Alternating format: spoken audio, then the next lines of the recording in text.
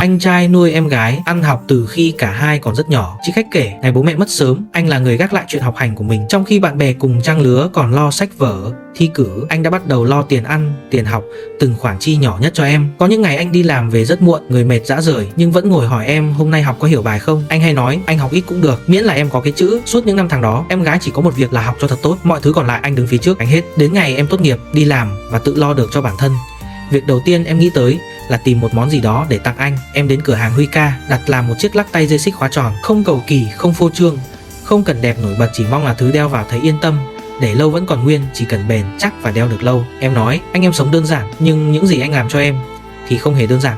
Với em, chiếc lắc ấy không chỉ là trang sức, đó là lời cảm ơn dành cho người anh đã hy sinh cả tuổi trẻ để em có một tương lai tử tế, là cách em nói rằng từ nay anh không còn phải gánh một mình nữa.